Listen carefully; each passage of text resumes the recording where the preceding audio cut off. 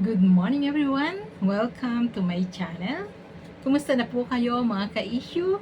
So, saang dakong man ang daigdig ka naroon at anuman ang iyong ginagawa, tutok lang sa ating YouTube channel, Madam Issue, at ating pag-uusapan ang mga isyong dapat alam mo.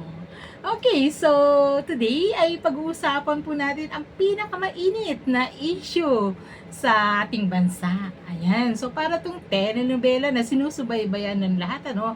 At syempre naman, lahat tayo interesado at gusto nating masubaybayan at sa bandang huli ay malaman ano ba ang magiging resulta ng kaganapang ito. So ito po ay ang impeachment case laban kay VP Sara Duterte. Ayan, so parang napakabilis ng pangyayari ng mga nakarang araw, no? Sabi nila, ma-aksyon talaga.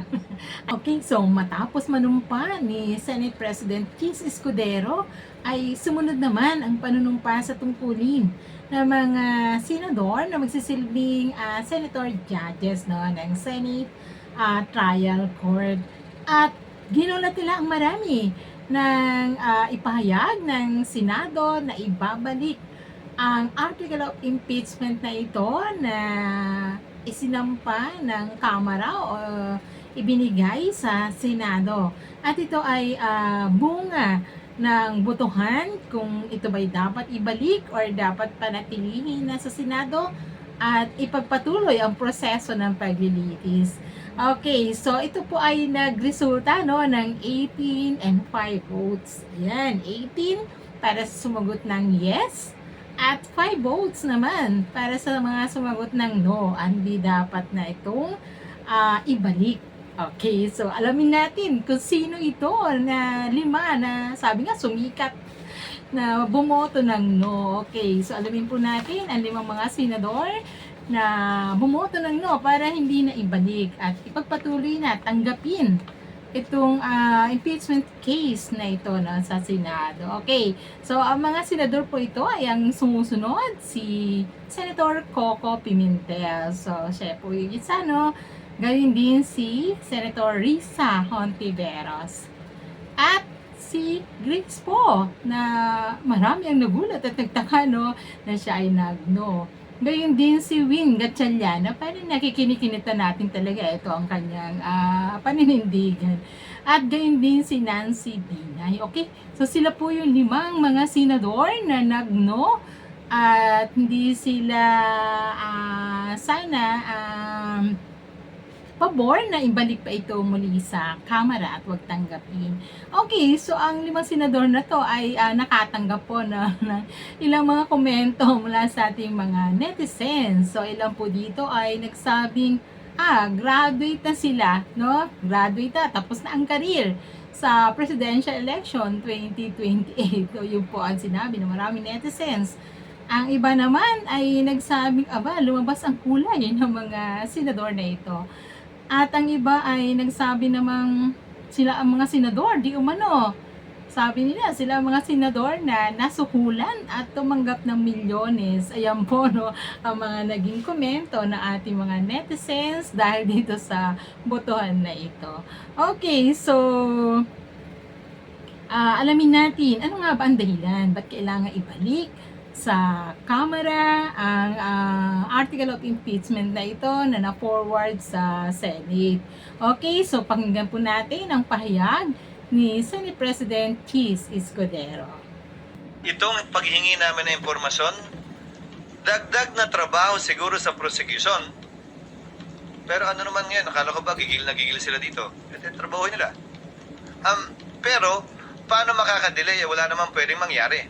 In fact, mapapabilis pa dahil habang nakareses kami, habang walang trial, habang hindi pa pumapasok ang ika-20 Kongreso, ay magagawa na nila to at mapaghahandaan. Kininwestiyon ng ilang grupo ang hakbang ng Senado na ibalik sa Kamara ang articles of impeachment kahit na sila ay nag-convene na bilang impeachment court. Ayon kay dating Senador Laila de Lima, ito ay isang pagtataksil sa konstitusyon at sa tiwalang ibinigay ng publiko sa mga senador. Iginit ng petitioner na si Francis D. ng Tindig Pilipinas na nagpapabagal ito sa proseso ng impeachment ni Vice President Sara Duterte. Git naman ni Senate President Chis Escudero ang remand ay hindi delay kundi paghahanda at makatutulong ito sa pagpapabilis ng paglilitis sa pagbabalik ng sesyon ng Kongreso. Itong paghingi namin ng impormasyon,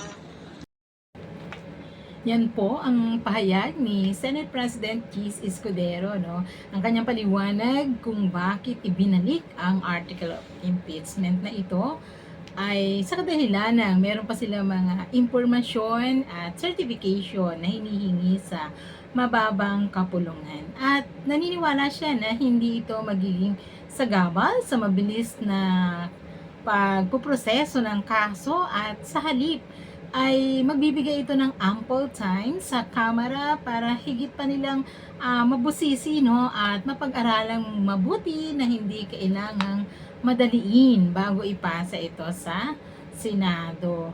Okay, at naniniwala rin siya na tanging ang Korte Suprema lamang ang merong authority, no, na magsabi kung ito ba legal or illegal o kaya ay ito ba ay constitutional or hindi constitutional. Okay, so anong masabi niyo mga ka-issue?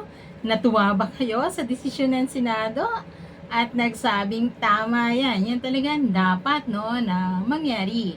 At hindi dapat naman talagang minamadali. At maganda ang desisyon na ito mula sa Senado. Or kayo ba ay nainis or nagalit at sinabing isa itong paglabag sa konstitusyon katulad ng sinasabi ni Senator De Lima, or kaya ay nagsabing isang political move ang desisyong ito at meron lamang pinapaboran.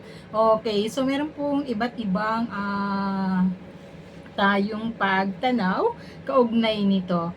Okay, umari namang kayo ba ay nalito dito sa mga pangyayari?